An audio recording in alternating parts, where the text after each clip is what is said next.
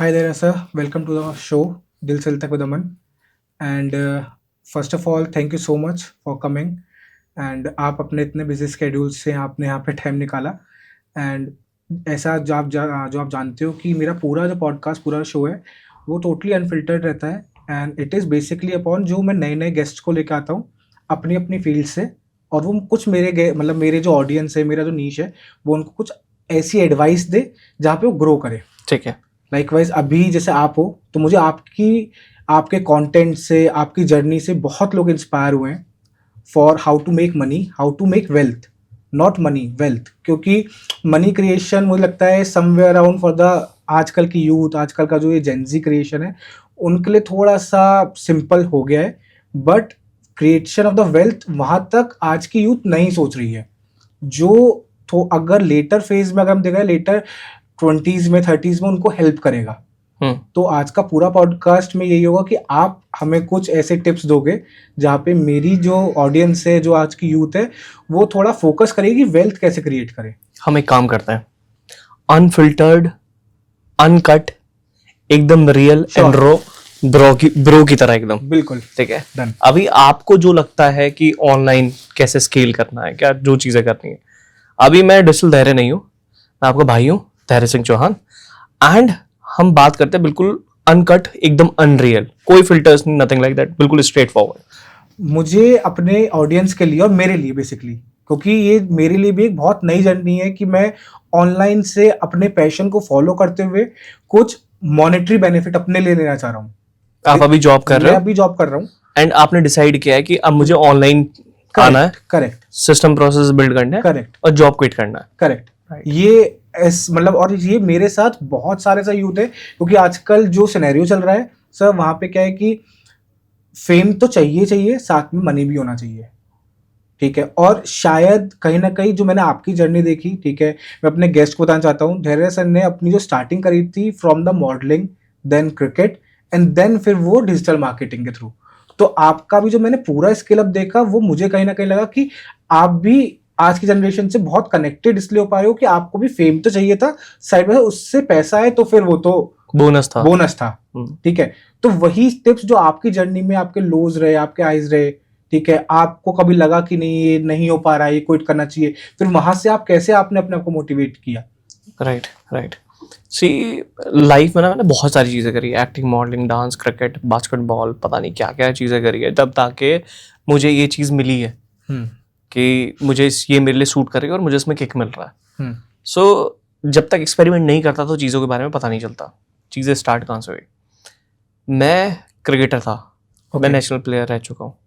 Which year? यार ऐसे year याद नहीं है, 2012, मतलब आपने 12, अच्छा 2012 आपने नेशनल रिप्रेजेंट किया। हाँ, तो 2012 में हमने स्टार्ट किया था, मतलब नेशनल में खेल रहा था 12-13 के बीच में, एंड कुछ इंजरी हो गई थी मेरे साथ। उसके बाद से मेरा क्रिकेट छूटा, जो क्रिकेट इज माई लाइफ। ठीक है, और मेरे पास ना अपनी अखबार की, न्यूज़पेपर की इतनी सारी कटिंग है, अपने एरिया में बहुत फेमस था क्रिकेटर तो आज तक वो संभाल के रखी हुई है। अभी आप मेरे साथ नीचे चलोगे ना, मैं आपको दिखाऊंगा, मेरी गाड़ी में ना क्रिकेट की किट भी रखी है, बैडमिंटन भी रखा है, बॉक्सिंग ग्लव्स भी रखे हैं। ठीक है, मैं मतलब अगर आप बोलोगे धैर्य आप खेलने चलना है पॉडकास्ट के बाद, मैं कोट वोट सब फेंक के मारूंगा और सीधा खेलने जाऊंगा। तो क्रिकेट आपको पहला पैशन या फर्स्ट लव की तरह आ रहा है? मैं पढ़ाई में अच्छा नहीं था, मैं आपको बताता हूँ, मैंने आज तक कहीं रिवील नहीं करा, कहीं भी रिवील नहीं करा। आप भाई की तरह बात कर रहे हैं तो उसी की तरह।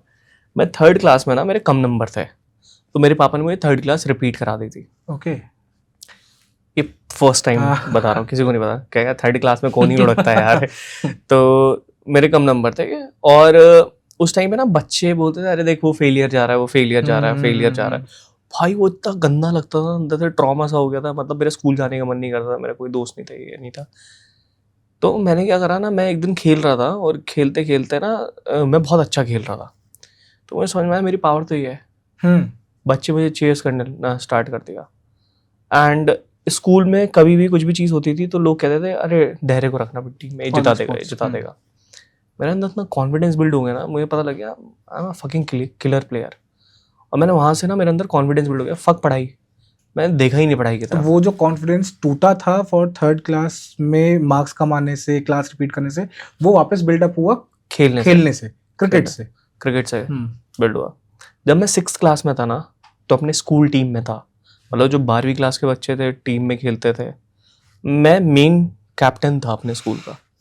तो कॉन्फिडेंस लेवल बहुत था, और मैं स्कूल में इतना फेमस रहा कि पूरा स्कूल चीयर्स करने आता था कि अगर Sports धैर्य day, खेल रहा है हाँ। तो धैर्य को देखना खेलता, क्योंकि ये फोड़ता है। और मैं खेलने की वजह से इतना फेमस होता चला गया ना, और वो कॉन्फिडेंस बिल्ड होता चला गया। फिर कुछ सर्कमस्टेंसेस ऐसे हुए कि मैं क्रिकेट नहीं खेल पाया। वो आज तक पेन देता है, मतलब रिग्रेट फील होता है कि मैं क्रिकेट नहीं खेला। लेकिन जैसे बड़ा हुआ और पैसा आया, मैं आज उस बैट से खेलता हूँ जो विराट कोहली के पास है। मेरे पास आज वो सारी चीज़ें हैं जो एक महंगे क्रिकेटर के पास होनी चाहिए, जो एसेसरीज होती है, ग्लव्स, पैड वगैरह, वो सारे मेरे बहुत एक्सपेंसिव है। मेरा शौक था, आज जो मैंने कमाया ना मैं डाल देता हूँ उसमें, और मुझे बहुत खुशी मिलती है, और मैं खेल रहा हूँ। इनर पीस मिलता है उस चीज से, मतलब इतना वो मुझे ऐसा लगता है कि अच्छा हुआ मैं क्रिकेटर नहीं बना, मैं अपनी खुशी के लिए खेल रहा हूँ, है ना। तो जो चीज़ होती है बहुत अच्छी होती है लाइफ में। तो जब मेरे साथ ये सारी चीज़ हुई, क्रिकेट छूट गया, तो मैं 1-2 साल बहुत डिस्टर्ब रहा, और उसके बाद मॉडलिंग का ट्राई करा, समझ नहीं आई, गंदगी लगी बहुत मॉडलिंग के अंदर, तो छोड़ दिया। उसके बाद मैं एक्टिंग में गया, थिएटर करा, समझा, और कॉन्फिडेंस बिल्ड हुआ। कॉन्फिडेंस बिल्ड होने के बाद पता लगा कि यार ये सब चीज़ें लॉन्ग टर्म तक नहीं चलेंगी, एक अगर प्रैक्टिकली सोचा जाए, क्योंकि मैं एक नॉर्मल मिडिल क्लास फैमिली से आता हूँ, और मेरे घर वालों के पास भी इतना पैसा कुछ था नहीं। तो फिर पता लगा कि लाइफ को प्रैक्टिकली आगे कैसे लेके जाना है। थोड़ा मैच्योर, जो इंसान बाहर निकल रहा है, चीज़ें देख रहा है, तो जल्दी मैच्योर हो जाता अपनी एज से। तो मॉडलिंग करने, सॉरी आपको मैं कट कर रहा हूँ, मॉडलिंग करने आप मतलब मुंबई शिफ्ट हुए थे? मुंबई से आपने करा था? सब कुछ दिल्ली से हो रहा था। सब कुछ दिल्ली से? प्रिंट शूट में था मैं। अच्छा। तो मतलब ऐसे रैम वॉक वगैरह कभी नहीं करी, प्रिंट शूट मैंने बहुत सारे करे। ठीक है। बड़े बड़े ब्रांड के लिए करा। सो वो करने के बाद ना रियलाइज हुआ कि ये मेरे लिए नहीं है। उसके बाद बहुत सारी चीज़ें ट्राई करी, सब पता लगा ये मेरे लिए नहीं है। फिर मुझे डिजिटल मार्केटिंग के बारे में पता लगा कि मतलब यूट्यूब पे वीडियो डाल के पैसा बनता है। यार ये तो बहुत क्रेजी चीज़ है। मैं कहा यार यूट्यूब पे वीडियो डालने से पैसा मिलता है, लेकिन करूँ क्या वहाँ पे। फिर समझ में आया कि चलो मैं वो चीज़ सीखता हूँ। मैं डिजिटल मार्केटिंग के बारे में पता लगा कि डिजिटल मार्केटिंग है, तो मैंने उसी से रिलेटेड वीडियोस बनाना स्टार्ट करा, व्लॉगिंग करनी स्टार्ट करी। करते करते करते वो चीज़ें सीख ली। अब मुझे प्रोफेशनली वो चीज़ सीखनी थी। yes. तो मेरा भाई बीटेक कर रहा था। ओके। एंड फीस पता है आपको बीटेक के, मिडिल क्लास फैमिली में एक ही बच्चा पढ़ सकता है। करेक्ट। और इवन अगर हम बाहर कभी डिनर पे जाएं तो हमारा पूरा महीने का बजट डगमगा जाता है। एक्चुअली मैं हिल जाता था, क्योंकि पापा कंप्यूटर ऑपरेटर थे। अच्छा। और मेरी माँ आर्टिस्ट थी। अच्छा। तो जो आर्टिस्ट है वो बहुत अच्छी आर्टिस्ट है, इंटरनेशनल लेवल की आर्टिस्ट है। लेकिन अगेन अब उस चीज से मैं रिलेट कर पाता हूँ, जिसके पास बहुत टैलेंट होता है वो बेच नहीं पाता, तो पैशन पॉइजन भी बन जाता है। वो फ्रस्ट्रेशन आ जाता है अंदर उस चीज को लेकर। हाँ, पर मेरी माँ जो है ना वो बहुत पैशनेट है चीजों को लेके। उन्हें फर्क नहीं पड़ता पैसा आ रहा है कि नहीं आ रहा। उनकी पेंटिंग्स वर्ल्ड क्लास है। मैं कह रहा हूँ पूरे वर्ल्ड में नंबर 1 आर्टिस्ट है वो। अगर कभी आप घर आओगे ना, बिल्कुल बिल्कुल, आई विल शो यू। आप इनवाइट करो, मैं अभी जाऊंगा। आना भाई। बिल्कुल, बैठ के लंच करेंगे आराम से, और आपको दिखाऊंगा कलेक्शन की कैसा है। उनसे बेहतरीन आर्टिस्ट मैंने आज तक नहीं देखा। और कभी भी कोई मेरे घर आता है या कहीं पे भी कुछ चीजें देखता है ना, उसको पेंटिंग इतनी तगड़ी लगती है ना। जितने भी आज तक पॉडकास्टर घर पे आए हैं वो पेंटिंग के लिए डिमांड जरूर करके गए कि यार ये I want it, this is like incredible. अब मुझे समझ में आता है मम्मी ने कभी बेचा नहीं, वो खुद ही बिकती चली गई पेंटिंग। लोगों ने देखा और नजरों में आई, लेकिन उन्हें पे बेचना नहीं आया। मासेस में कैसे जाना है, शायद वो चीज मुझे खटक रही थी, और मैं ऐसे मार्केटर बन गया यार। सो अब क्या था कि जब ये सारी चीजें हो रही थी ना, मैं यूट्यूब पे वीडियोस बना रहा था पैसे वैसे के लिए। ठीक है, पैसे बनेंगे, ऐसा होगा ऐसा होगा। मिडिल क्लास फैमिली वाले ना ज्यादा टारगेट करते हैं पैसा कैसे बनाना, अमीर कैसे बनना, क्योंकि वो चीज फेस कर रहा है कि ये नहीं मिल रहा, ये नहीं मिल रहा, ये नहीं मिल रहा, हमें हर चीज चाहिए लाइफ में। तो वो एग्रेशन मेरे अंदर आ गया। तो जो मेरी माँ है उन्होंने जो बीटेक कर रहा था मेरा भाई, तो उन्होंने बोला कि तुम्हें क्या करना लाइफ में। मैंने कहा कुछ डिसाइडेड नहीं है, पता नहीं है कुछ नहीं। तो 1-2 साल तो ऐसे निकाले। आफ्टर 12th, हाँ, कॉलेज चल रहा था, बॉडी बिल्डिंग करते थे, घर पे आते थे, खाना खाते थे, सो जाते थे, शाम को उठते थे, फिर पार्टी करने भाग जाते थे। उस टाइप के जो लफंडर लड़के होते हैं उस टाइप का सीन चल रहा था। लेकिन उस टाइम पे ये पता लग गया कि भाई दिस इज अ लाइफ, तुम ऐसे नहीं काट सकते। करेक्ट। वो एक वेकअप कॉल मिला। वेकअप कॉल था वो। तो सेकंड ईयर में मैं निकल गया, और निकलने का रीजन ये था जब मुझे पता लगा यूट्यूब पैसे देता है। सबसे बड़ी क्लिकिंग बात वो थी मेरे लिए। तो मैं रात रात को लैपटॉप लेके अपने भाई का छीन के खुद काम करने लगा, उसमें पढ़ने लगा, ब्लॉगिंग के बारे में, एसईओ के बारे में देखने लगा क्या क्या चीज़ होती है। मेरे मम्मी पापा बेहोश हो गए कि साला जो आज तक बचपन से नहीं पढ़ा है इसे पागल हो गया है, ये अब क्या कर रहा है। हाँ। तो मेरे पापा ने कहा डॉक्टर वॉक्टर को दिखाओ, पागल हो चुका है। तो सब शॉक्ड, ये पढ़ रहा है यार 2 बजे तक। वो पैशन इतना जाग गया ना, और वेबसाइट में ऐसा होता है, एसईओ ऐसा होता है, पैसा ऐसा था, अकाउंट एडसेंस अकाउंट ऐसे बनता, वो देख के मजा सा आ गया। अब कुछ ब्लैक हेड स्ट्रेटेजीज भी पता थे कि यूट्यूब चैनल को किस तरीके से मोनेटाइज करना, मोनेटाइज कैसे करते हैं। तो वैसे ही मैंने मोनेटाइज भी किया था। अब उसमें जो पैसे दिखते हैं, $0.1 आ गया, 2 आ गया, 3 आ गया, पैसा आ रहा है। वो फिर एक बोनस होगा कि इससे मतलब वहां से क्लिक हुआ कि ये तो मेरा अर्निंग सोर्स बन सकता है। करेक्ट। मैं डिसाइड किया डिजिटल मार्केटिंग कोर्स करना। मेरी माँ ने पूछा कि तू इतनी मेहनत कर रहा है तो क्या करना है। मैंने कहा डिजिटल मार्केटिंग करूंगा। फिर उन्होंने बोला कि देख हमारे पास इतना पैसा नहीं है, और फिर वो मैंने कहा कोई बात नहीं, मैं खुद ही देख लूंगा, यूट्यूब से ट्राई कर रहा हूँ, आ रहा है पैसा थोड़ा बहुत। तो मेरी माँ आई एक दिन मेरे पास, उन्होंने 60,000 रुपये दिए, एक लैपटॉप दिया और कहा कर ले, पर हम तेरी रहने की फीस नहीं दे पाएंगे, यही है जो है। तो सबसे बड़ी दुख की बात ये थी कि मेरी माँ ने ना अपनी गोल्ड की ज्वेलरी जो शादी में मिलती है वो बेची थी। दुख वाली बात थी। मैं यार मम्मी क्या करा है। तो वो उठाया मैंने, और मैं नोएडा यहीं आसपास ही एक कंपनी थी 63 में ममूरा चौक में, तो वहाँ पे गया। और मुझे पता था इंस्टीट्यूट वाले को क्लोजिंग करनी होती है, कहीं भी चले जाओ चिपक जाते हैं लीची तरह। मैं कहा ठीक है मैं आपका ट्रेनिंग तो आपका जो सेल्स वाला जो था वो पहले से ही था, मतलब वो ऐसा नहीं था कि वो एक स्ट्रीट स्मार्ट है, ऐसा नहीं है कि वो sales, that is a street smart person, कि आपको पता था कि मैं लास्ट क्लोजिंग टाइम पे जाऊंगा तो मुझे मिल जाएगा कहीं ना कहीं से कोई भी कोचिंग वाला या कुछ भी। तो वो आपके अंदर का जो एक स्ट्रीट स्मार्ट पर्सन था वो हमेशा से ही था। यार पता है मैं पता नहीं क्या बोलूंगा इस चीज को, ये ऑटोमेटिकली हो गया क्योंकि जरूरत थी उस चीज की, और उसे करने के लिए कैसे भी मैं घुसा। तो जब मैंने वहां गया इंस्टीट्यूट में, मैंने बोला कि मुझे जॉब चाहिए, मैं आपसे ट्रेनिंग ले लूंगा लेकिन मुझे जॉब भी चाहिए, पार्ट टाइम जॉब दे दो, झाड़ू लगाने दे दो, कुछ भी दे दो, मुझे जॉब चाहिए, मैं यहाँ सर्वाइव नहीं कर सकता। मैं कहा मेरे पास फीस है, मेरे पास अपना लैपटॉप है, लेकिन मैं यहाँ रह नहीं सकता क्योंकि पीजी वाले 6-7 हज़ार रुपये लेगा आराम से। तो एक लड़की थी शायद प्रीति, मुझे नाम भूल गया हूँ मैं अब, उसने मुझे जॉब दिला दी 15,000 रुपए की। Big amount for you, very big amount यार, very big amount for you. तो मेरा भाई बीटेक ही कर रहा था तब तक। तो मैंने कहा मम्मी जॉब लग गई है यार, जॉब लग गई है। तो मेरी मम्मी ने कहा नहीं हो सकता है, इसके साले की अभी ग्रेजुएशन नहीं है, सेकंड ईयर में है, ऐसा कैसे हो सकता है। मेरे पापा वेरीफाई करना है यहाँ पे, देखने की लगी भी है, फर्जी तो नहीं है, कुछ और तो नहीं है, ऐसा कुछ अनशंट के काम में तो नहीं। हाँ, तो उन्हें लगता था कि मैं कर सकता हूँ अनशंट थोड़ा काम, तो उन्हें फिर वेरीफाई हुआ। वेरीफाई होने के बाद उनको बहुत शौक लगा। किस चीज की जॉब थी वो थी लीड कन्वर्ट करने की, कॉलिंग वाली, कोल्ड कॉलिंग, वो कॉल सेंटर टाइप जो थी। अच्छा ठीक है। और तो क्या हुआ कि 3 घंटे में काम करता था और 3 घंटे में पढ़ता था। ठीक है। अब 3 घंटे में जो भी चीजें होती थी मजा आता था उसमें पढ़ने में, और मैं बहुत अच्छा परफॉर्मेंस था क्योंकि इंटरेस्ट उसमें इतना ज्यादा था ना कि मतलब फोड़ना है यार, करना है, यूट्यूब कैसे भी चालू करना है, वो सारी चीजें थी दिमाग में कि कैसे पैसे बनाना है। उसके बाद मुझे नहीं लगता यहाँ पे कोई भी नोएडा के अंदर ऐसी बिल्डिंग होगी जहां मैंने इंटरव्यू नहीं दिया। अच्छा ठीक है। मैं इंदिरापुरम में रहता था, स्कूटी उठाई अपनी, स्कूटी उठाने के बाद हर बिल्डिंग में जाके इंटरव्यू दे रहा हूँ, सब में सिलेक्शन। ऐसी कोई कंपनी छोड़ने के लिए तैयार नहीं थी, सब कंपनी में सिलेक्शन हुआ, लेकिन मैंने कहा कि हाँ मुझे ये देंगे, सब कंपनी को मैंने रिजेक्ट करा। फिर दिल्ली में एक कंपनी मुझे मिली, वहां पे मैंने जॉब ली अपनी, एंड वहां पे मैंने बड़े बड़े ऑथर्स के साथ काम किया, जैसे रवीश कुमार साहब हो गए, रस्किन बॉन्ड हो गए, ईस्टर्न की हो गए, बड़े लोगों के साथ, कहते हैं ना जैसे संगत वैसी रंगत। तो ऐसे लोगों के वहां ना पार्टी होती थी रात को, लोग शैंपेन का ग्लास लेके, बुक लॉन्च हो रहा है। मैं कहा यार बहुत हाई फाई लोग हैं, तो बहुत अलग इन्वायरमेंट में आप, मतलब स्टार्टिंग फ्रॉम कि आप वहां पे लीड कन्वर्जन वाली जॉब देख रहे थे, फिर आपने स्किल डेवलप करा और आप फिर रस्किन बॉन्ड और इनके साथ आप पार्टी, मतलब बड़े बड़े लोगों के साथ आप शैंपेन की ग्लास पकड़ के, तो वो एक माइंड में भी चल रहा है कि कहीं आउटकास्ट तो नहीं हो गया, वो क्या हो गया लाइफ में, ये अचानक से ही क्या हो गया, ये इतनी कैसी लाइफ चेंज हो गई 360। तो वहां पे ना मैं कुछ पीता तो नहीं हूँ, दारू वारू कुछ नहीं पीता हूँ, तो एक्टिंग करनी पड़ती है, हाथ में पकड़ के, एंड वो फील आ रहा है यार कुछ कर रहे हैं लाइफ में, मतलब कुछ हो रहा है, चेंज हो रहा है, क्योंकि ये तो टीवी में ही देखा था, मूवीज में देखा था आज तक। एंड उसके बाद ना मुझे रियलाइज हुआ, हम ना मंडे मीटिंग होती थी, मैंने देखा कंपनी की सेल 10 लाख जा रही है जो मैं काम कर रहा हूँ। जितना आप कर रहे हो उतना जा रही है, ठीक है। मेरी तनख्वाह थी 22,000 रुपये। हम्म, दिल्ली में रहना और सरवाइव करना बहुत मुश्किल है। करेक्ट।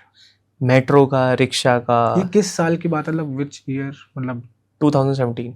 17 का, ठीक है। तो मेट्रो का, रहने वहने का, खाने का, रिक्शा विक्शा का मिला के 6,000 रुपये लग ही जाता था। आराम से।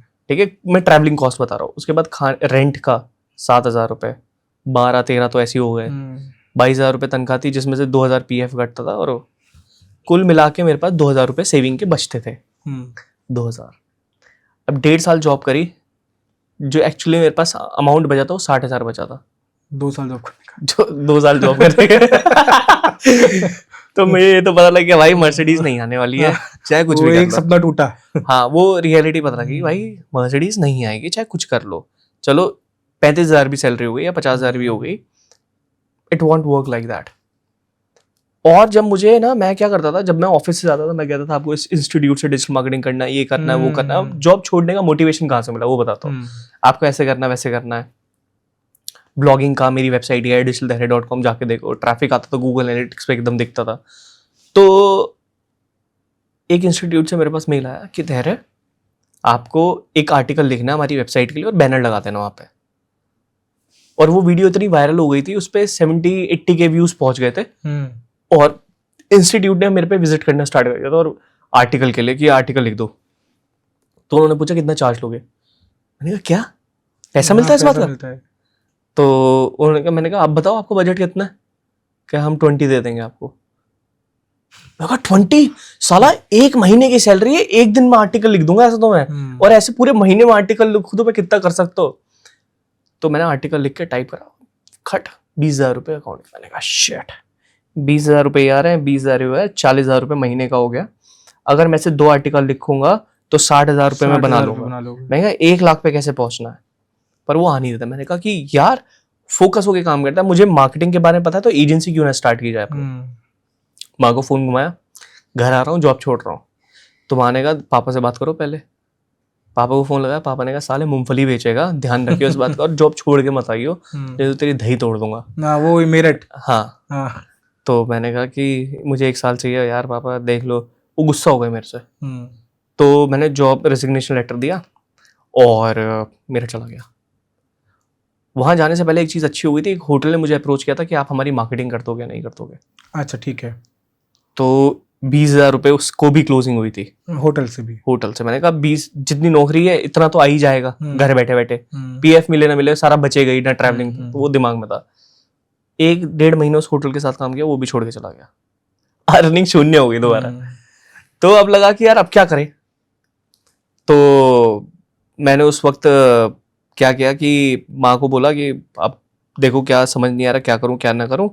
तो मैं माँ के पास बैठ के रोने लगा कि यार समझ नहीं आ रहा करियर को लेकर। देखो तुमने डिसाइड किया था तुम्हें क्या करना है, तो तुम खुद देखो चीज़ें अपनी, और तुम इतने मैच्योर हो, तुम्हें पता है। तो मैंने 8 महीने अपने आप को कमरे में लॉक करा, यूट्यूब पे 100 के करे और इंस्टाग्राम पे 100 के करे। इनकम हो गई थी 50,000 रुपये जब तक महीने की। यूट्यूब वापस 0 से 50,000 आप, हाँ 8 महीने के अंदर, 8 महीने में, 8 मंथ्स में आप पहुंच गए। हाँ। और वो कंसिस्टेंट चलता रहा 1 साल तक। अब 50,000 रुपये कम लगने लगे थे। हाँ ठीक है। दिमाग खराब होता है यार, 50,000 कुछ आगे किया जाए, आगे किया जाए।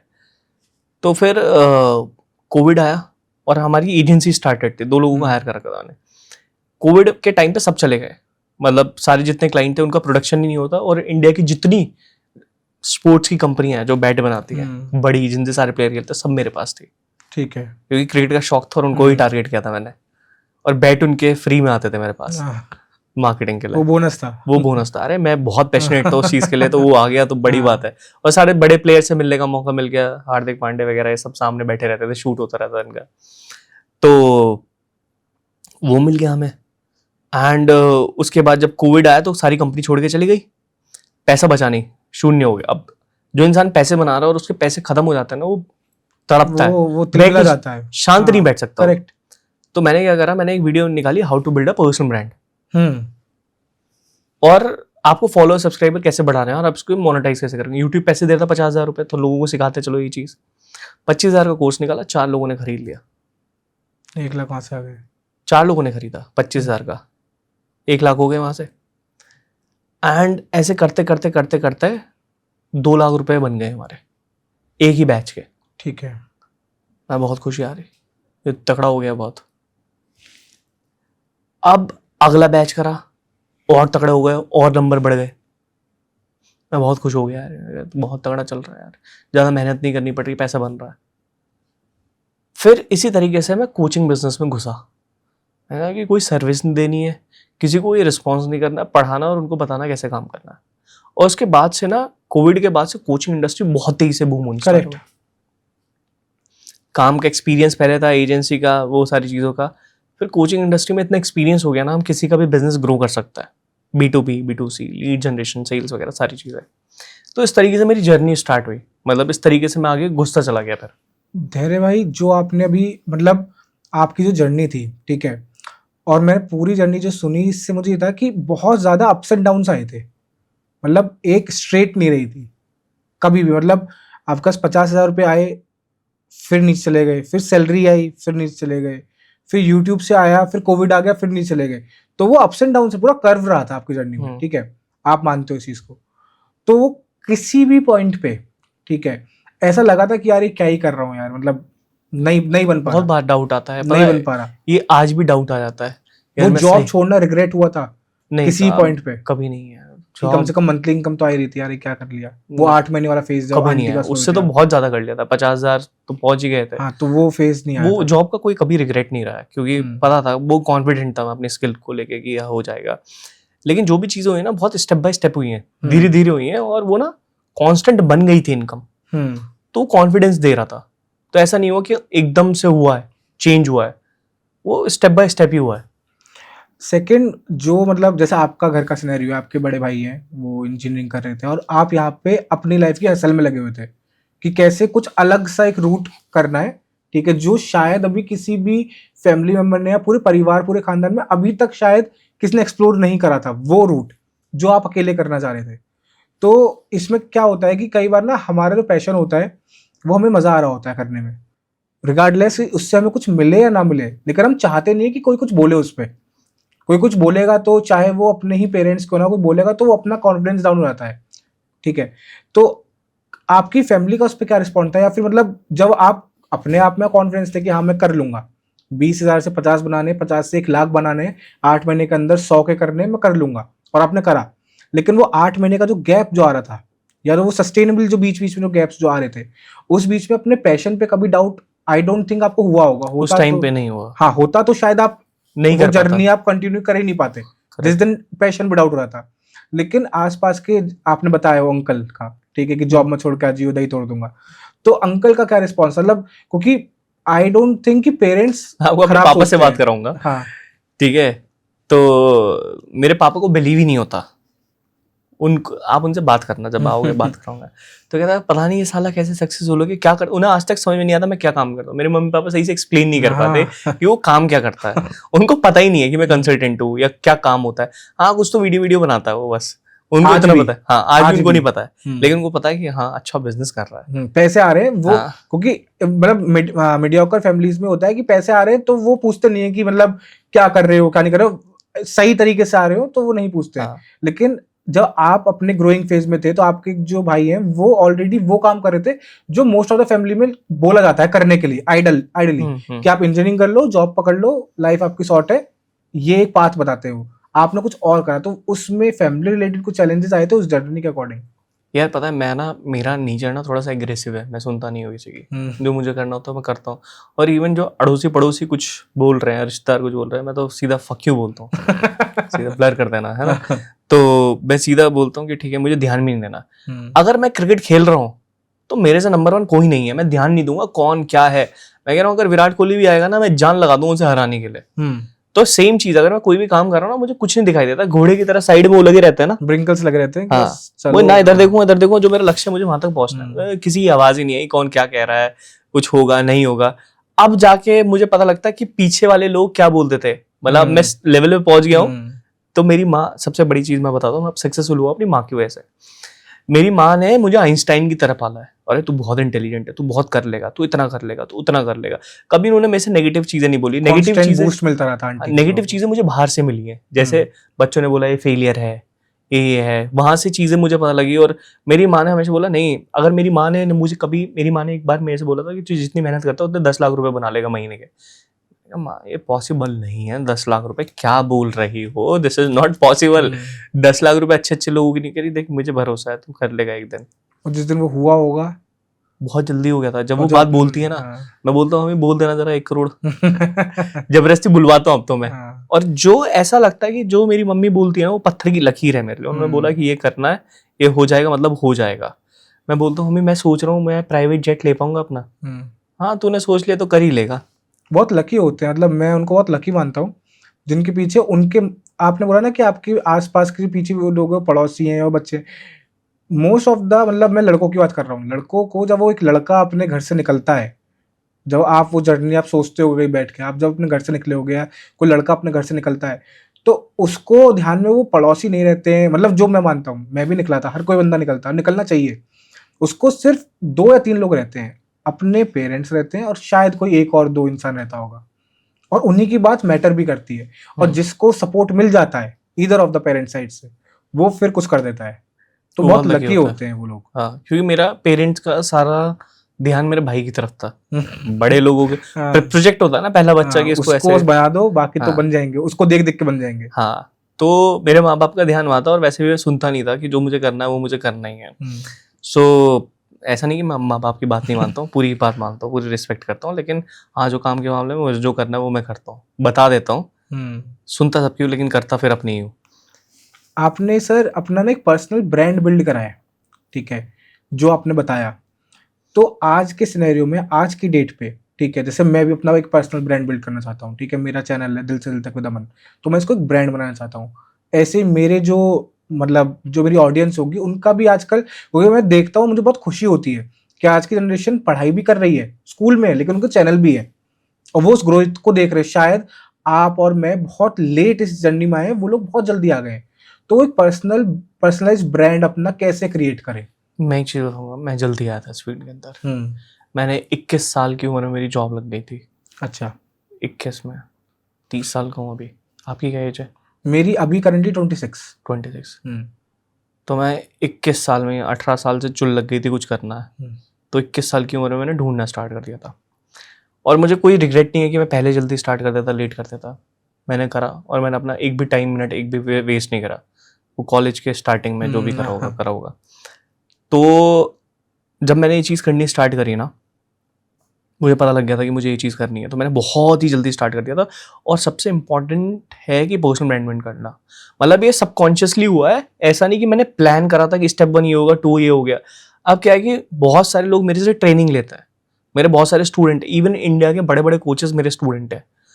अब वो बेच तो लेते हैं लेकिन वो ब्रांड बिल्ड नहीं कर पाते कभी, और मेरा ब्रांड बिल्ड हुआ है। करेक्ट। अभी ये हुआ है 10 साल जो मैंने गलतियां करी ना, इतना लंबा कर्व है वो लर्निंग का। अब जैसे वो भाई हैं, वो बोलेंगे मुझे अपना पर्सनल ब्रांड बिल्ड करना है तेरा भाई, तो उनका जो कर्व मेरा इतना लंबा ना, उनका इतना होगा, क्योंकि मैं उन्हें वही चीज करवाऊंगा जो आपके लिए ठीक रही होंगी, जो उनको करनी है, मतलब वो उनको पर्सनल ब्रांड बिल्ड कर देगा। और मैंने एक चीज देखी है, कुछ हो ना हो भाई, personal brand is something which is very very important. Yes. आप कल चने बेच लो पर्सनल ब्रांड बना के, चाहे आईटी का प्रोडक्ट बेच लो, चाहे कुछ भी बेच लो। एलन मस्क आज कोई भी नया प्रोडक्ट निकालेगा ना, एक ट्वीट करना और वो $1 बिलियन की कंपनी खड़ी हो जाएगी। करेक्ट। ठीक है, वो पर्सनल ब्रांड की पावर है, उसके नाम पे बिकेगी चीज, नाम पे। Tesla Elon Musk, SpaceX Elon Musk. तो मतलब ये बहुत पावरफुल चीज है पर्सनल ब्रांड बिल्ड करना। और ये ऐसा नहीं कि मैं सोच के चल रहा था कि मुझे पर्सनल ब्रांड बिल्ड करना है, वो नेचुरली हुआ, वो नेचुरली आपका हुआ। हाँ। आपकी वो मेहनत, आपका वो कांस्टेंट लगे रहना उस चीज पे, एक्सप्लोर करना है क्या अधिक चीज, वो हो गया। तो दरअसल मैं अपने ना कुछ अपने लिए भी और अपने ऑडियंस के लिए भी कुछ टिप्स मांगना चाहता हूँ कि कैसे इसकी स्टार्ट कैसे करें। राइट। सो यूट्यूब पे ना, जब मैं जॉब से आता था, मेट्रो से निकलते निकलते रास्ता था मेरा 10 मिनट का, तो उस 10 मिनट में ना वीडियो रिकॉर्ड करता था। आपको इस इंस्टीट्यूट से सीखना चाहिए, इस इंस्टीट्यूट से। जर्नी वहाँ से स्टार्ट हो गई। तो जहाँ मैं रहता था ना, वहाँ से नेहरू स्टेडियम दिखता था पीछे से, बहुत बढ़िया बैकग्राउंड था, पेड़ और स्टेडियम का वो ग्राउंड सा पीछे। तो मैं एफिलिएट मार्केटिंग की वीडियोस बना रहा हूँ, पीछे बैकग्राउंड में वो सारी चीज़ें दिख रही हैं। एंड वहाँ से ऐसे ऐसे करके जर्नी स्टार्ट हुई मेरी वीडियोस बनाने की। लोगों को पसंद आना स्टार्ट हुआ। मेरे पे आज तक के पता नहीं किन किन के कॉल आए, मतलब जो आज तक न्यूज चैनल पे जिन्होंने काम करा है, आपका बहुत अच्छा चल रहा है, बिहार से कॉल आ रही है, वो मोटिवेशन मिलता रहेगा। मैंने वहाँ पे पर्सनल नंबर डाला हुआ था अपना यूट्यूब पे पहले, अरे आप ऐसा कर रहे हो, ऐसा कर रहे हो, बहुत मोटिवेशन, मैं आपको यहाँ से देख रहा हूँ बिहार, बड़ी बात है यार। मतलब कि वो बंदा वहां से कॉल कर रहा है, आपका बहुत अच्छा कंटेंट है, ये आपको कोर्स निकालने चाहिए, ऐसा करना चाहिए वैसा। स्टार्टिंग ऑफ जर्नी में ऐसे मतलब कुछ अच्छे कॉल से अच्छे फीडबैक आते तो वो एक मोटिवेशन होता है, बहुत तगड़ा मोटिवेशन मिल जाता है, तो बहुत तगड़ा मोटिवेशन उस चीज से मिल जाता है। एंड वो चीज ऐसी थी जो मुझे रुकने के लिए मना कर रही थी, अब रुकना जो आपको रोकने मतलब आपको रुकने नहीं नहीं, मोटिवेट कर रही थी। हर दिन कहीं ना कहीं से कुछ ना कुछ कॉल आती थी, मैसेज आता था, जिससे मैं और मोटिवेट हो जाता था। फिर मैंने सारे बाहर के क्रिएटर्स को कंज्यूम करना स्टार्ट कर दिया कि इस तरीके से कर रहा तो मैं भी इस तरीके से करूंगा, ऐसे करूंगा। सिर्फ कॉपी पेस्ट करा, जो वो कर रहे थे एग्जैक्ट कॉपी पेस्ट करा आपने। इंडिया की ऑडियंस बहुत बड़ी है, तो एनी हाउ उनसे ज्यादा प्यार मिल गया और ज्यादा आगे ग्रोथ कर दी। तो इसी तरीके से धीरे धीरे मेरी जर्नी स्टार्ट हो गई। प्रोफेशनली मैं बाद में गया हूँ बहुत ज्यादा कि यार ब्रांड किस तरीके से लेके चलना है, लोगों को अप्रोच किस तरीके से करना है, टारगेटिंग किस तरीके से होती है, ऑनलाइन पैसा किस तरीके से बनाना है, not in lakhs multiple crore पे कैसे पहुंचना है। तो वो धीरे धीरे धीरे धीरे करते करते हम वहां तक पहुंचे। सो आपका मतलब ये है कि कांस्टेंट रहना है। आप कॉन्स्टेंटली अगर कोई भी, जैसे मैं हूँ या मेरे ऐसा कोई भी और यूट्यूबर है, कंटेंट क्रिएटर है जो किसी और फील्ड में काम कर रहा है, सिर्फ जो की है वो कांस्टेंट। आपको कंसिस्टेंसी रखनी है और आप ग्रो कर जाओगे। एक पॉइंट ऑफ टाइम पे ऐसा आएगा कि आप खुद एक ब्रांड बन जाओगे। उसके लिए ऑफ कोर्स आपको किसी ना किसी एक एक्सपर्टीज की जरूरत होगी, बट अगर आपको स्टार्टिंग ऑफ द फेज में कांस्टेंट रहना है, रुकना नहीं है कहीं भी। एक और चीज है इसके लिए, फेमस होने के लिए, बहुत जल्दी फेमस होने के लिए और पैसा बनाने के लिए शॉर्टकट, एक स्किल सीखो, आज ही सीखो, अभी सीखो, जिसमें तुम अच्छे हो। चाहे एसईओ सीख लो, डिजिटल मार्केटिंग सीख लो, कंटेंट क्रिएशन सीख लो, पॉडकास्टिंग सीख लो, या कुछ भी जो भी आपको आता हो, कुछ भी आपको पैकेजिंग करनी आती है उसके बारे में सीख लो, कुछ भी जो भी आपके पास अच्छी स्किल है ना उसको सीख लो बहुत तगड़े तरीके से, और उसमें 10 साल लगा दो, अपने झोंक दो, और 10,000 घंटे। जब आप उस स्किल में इतने ज्यादा एक्सपर्ट हो जाओगे ना, तो यू कांट इवन इमेजिन आप कितना पैसा बना सकते हो। बहुत पैसा बना सकते हो। आप सोचो, चलो एक वीडियो का ही काम ले लेता है, लोगों को लगता है वीडियो तो है। इस पॉडकास्ट को करने से पहले आपने रिसर्च करी, आपके टैब पे क्वेश्चन बहुत सारे लेके रिसर्च करा। अब ये शूट हो रहा है, शूट भी कोई कर रहा है, कैमरा भी है, इसके बाद शूट होने के बाद इसकी डिलीवरी किसी और के पास जाएगी, एडिटर के पास, एडिट होगा, एडिट होने के बाद वो रिव्यू होगा, रिव्यू होने के बाद उसके टाइटल वगैरह सर्च होंगे, वो चीज़ होने के बाद उसमें एसईओ टैग वगैरह लगेंगे, टैग लगने के बाद उसका प्रमोशन होगा, शॉर्ट्स कटेंगे, डिस्ट्रीब्यूशन होगा। एक चीज़ है, लेकिन देखो कितना सारा काम बन रहा है, और इससे कितनी सारी जॉब क्रिएट हो रही है, वीडियो एडिटर की, प्रूफ रीडर की, कंटेंट जनरेटर की, कितना सारे जॉब निकल रही है। स्किल तो एक ही है ना। और आप बताओ पॉडकास्ट से कितना पैसा बनाते हैं? अभी तो सर कुछ नहीं बनाते हैं, बनाएंगे। हाँ, बिल्कुल बनाएंगे। मैं आपको बताता हूँ, अपने उससे मेरे पास जो डील आई है ना, वो 33 लाख रुपए की डील आई है एक पॉडकास्ट की, मतलब 30 lakhs, can you imagine. And सबसे बड़ी बात है, जो हम उनको प्रमोट नहीं करते, गेमिंग ऐप वगैरह को, उनके फाउंडर के साथ थी। पॉडकास्ट की डील ही खाली आपके पास 3-3, 4-4, 5-5 लाख की आएंगी। इवन जो बड़े पॉडकास्टर हैं इंडिया के, they are charging 25 lakh, 35 lakh. ये मैंने भी पढ़ा है, मतलब पढ़ा नहीं, मैं एक्चुअली में उनके साथ कनेक्टेड हूँ, they are my very good friends and they are doing it. उनकी टीम भी अच्छी खासी है फिर। हाँ, तो मतलब उनका, आपका मतलब जो मैंने भी पूरा जो आपने अपना लूप जो बताया, उससे ये था कि कोई भी अगर एक हम स्किल पे सीख के और उसी को बढ़ाते चले जाते हैं, एक्सेल कर देते उसमें, तो फिर उससे अच्छी चीज़ कुछ नहीं है, राइट। आपने ऐसी कौन सी स्किल सीखी थी डिजिटल मार्केटिंग के अलावा? मैंने यार डिजिटल मार्केटिंग सीखा। डिजिटल मार्केटिंग के बाद ना उस चीज़ को बार बार प्रैक्टिस करा, जैसे बहुत सारे कोर्सेज लिए, चीज़ें जानी। अब ना मुझे ये था कि पैसे बनाने हैं, तो मैंने इंस्टाग्राम का ट्रेनिंग प्रोग्राम निकाला। ठीक है, डिजिटल मार्केटिंग तो मुझे आती है, लेकिन आज की डेट में मैं क्या हूँ, मैं एक बिजनेस कोच हूँ। मैं लोगों के बिजनेसेस ग्रो करता हूँ पैसा बनाने के लिए, मतलब स्केल करने के लिए। तो पहले मैंने वो चीज़ खुद अपने लिए करी, तभी तो करा सकता हूँ मैं। बिल्कुल।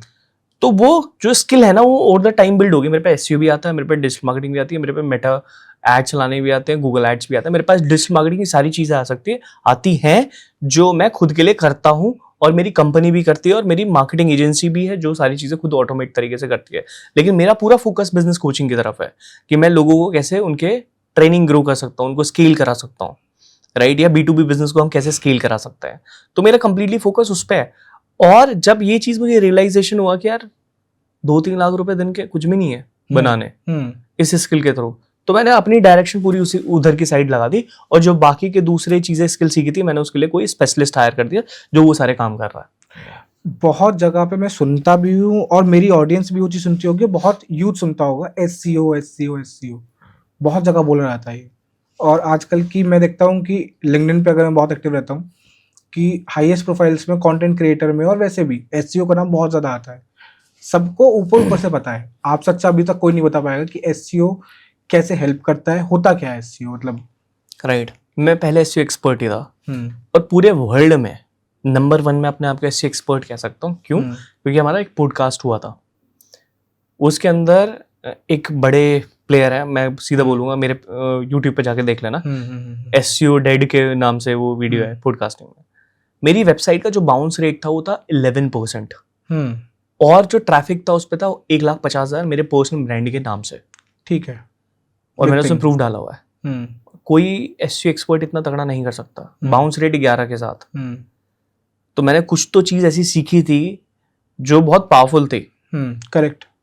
एंड उसी के चक्कर में जिनको मैंने बताया था, दे आर लाइक शॉक्ड। वो SEO एक्सपर्ट थे, मेरे सामने बैठे हुए थे और हम बताते, मैंने आज तक धैर्य जो बाउंस रेट देखा है वो 30-35% देखा है, बहुत अच्छा। मैंने कहा मेरा 11% है।